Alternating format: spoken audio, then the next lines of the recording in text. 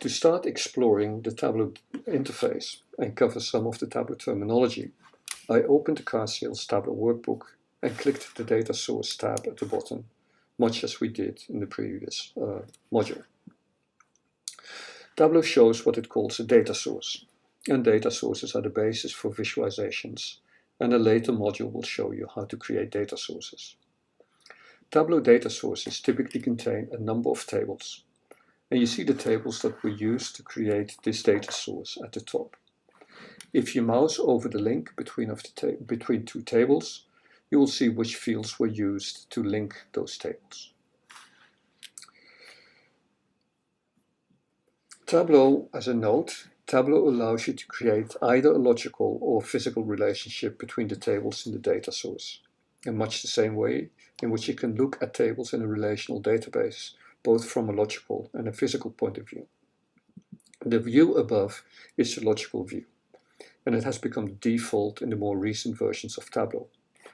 We will limit ourselves to the logical view in this course because it gives you more flexibility, but you can find more information on the difference between the logical and physical view on the help.tableau.com website, and the page in Canvas contains a link to a relevant page. The bottom half of the pane shows the fields that have been included from the various table from the table highlighted in the top pane. You can change this by clicking a different table in the top pane, as we're doing now for cars.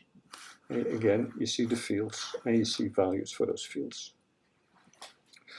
One aspect to draw attention to are the icons on top of the various fields. They indicate the type of the field.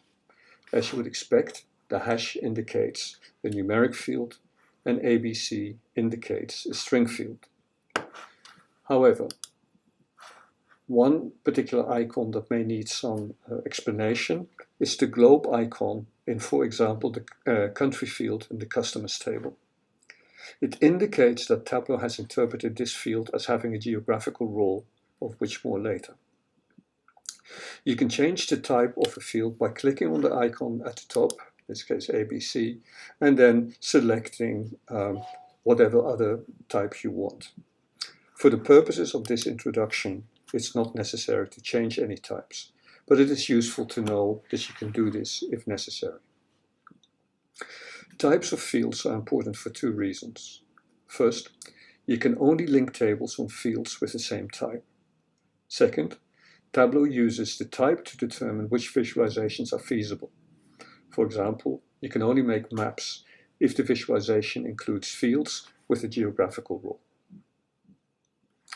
Visualizations are at least initially created in a worksheet, and we'll briefly explore the worksheet interface.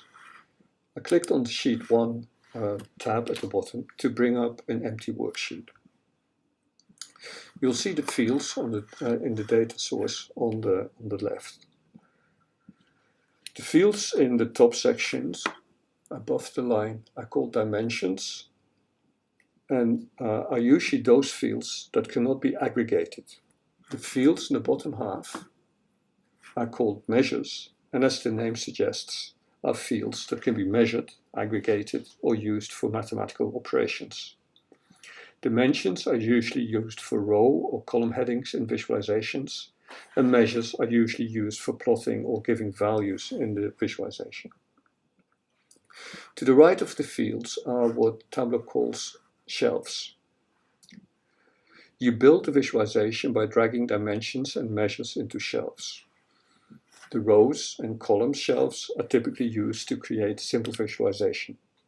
The top shelf on the right, pages, can be used to create pages animations of visualizations, and we will see examples of how to use the shelf in a later module.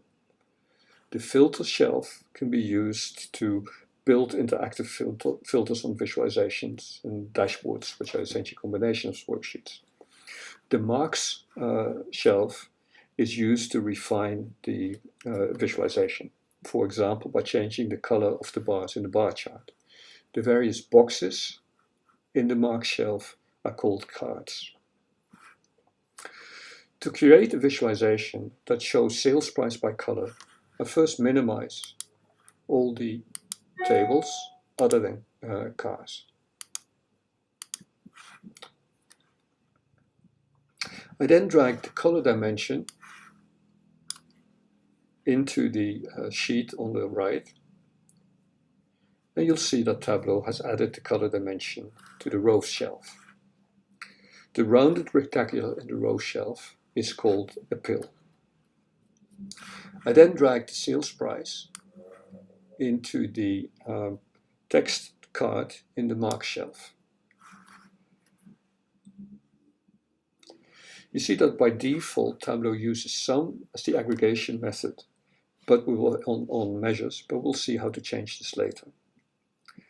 The sum sales price has a different color from the color pill. The color of the pill indicates whether the pill represents a dimension or measure. The brighter green pills are measures, the duller ones are dimensions. You'll also notice the Show Me link to the right in the top right-hand corner. When you click it, you will see a set of possible visualizations appear in the Show Me pane. Note as well that if you mouse over one of the possible visualizations, as I've done for bar chart here, then you'll see at the bottom what information and how many, in some cases, what type of dimensions and measures are needed for that type of visualization to be viable. Tableau also grays out those visualizations that cannot be used for given the dimensions and the measures in the worksheet. For example, since none of the measures can play a geographical role, the map visualizations have been grayed out. This completes the familiarization exercise. You will, of course, encounter many more details of Tableau as we go through the course.